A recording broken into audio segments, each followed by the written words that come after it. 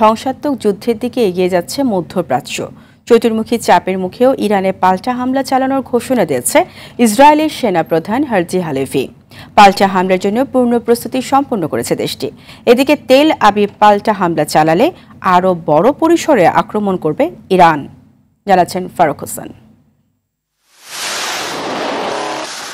যুক্তরাষ্ট্র ইসরায়েলের পাশে না থাকার ঘোষণা দিলেও ইরানে পাল্টা আক্রমণ চালানোর জন্য মরিয়া হয়ে উঠেছে ইসরায়েল। দেশটিতে ইরানি হামলার ব্যাপকতা বেশি ছিল বলে এর জবাব দিতে দৃঢ় প্রতিজ্ঞ ইসরায়েলের সামরিক ও রাজনৈতিক নেতৃত্ব।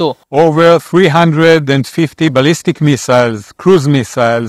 ব্যালাস্টিক মিসাইল ব্যবহার করে চালানো ইরানের হামলার জবাব না দিয়ে এমনি ছেড়ে দেওয়া যাবে না বলে যুক্তরাষ্ট্রের প্রতিরক্ষা মন্ত্রীকে বলেছেন ইসরায়েলের প্রতিরক্ষা মন্ত্রী ইয়োব গ্যালান্ট। আন্তর্জাতিক চাপের মুখেও পাল্টা আক্রমণ চালাতে উদ্যত নেতানিয়াহুর দেশ। তবে পাল্টা হামলা চালালে বসে থাকবে না ইরান। পাল্টা হামলা হলে ইসরায়েলে ব্যাপক পরিসরে আক্রমণের হুঁশিয়ারি দিয়েছে ইরানের সামরিক বাহিনীর এক মুখপাত্র। ইরানে পাল্টা আক্রমণে যুক্তরাষ্ট্র ইসরায়েলের পাশে না থাকার কথা বললেও ইসরায়েলের জন্য 14 বিলিয়ন মার্কিন ডলার সাহায্য অনুমোদনের আহ্বান জানিয়েছে প্রায় 90 জন মার্কিন আইন প্রণেতা।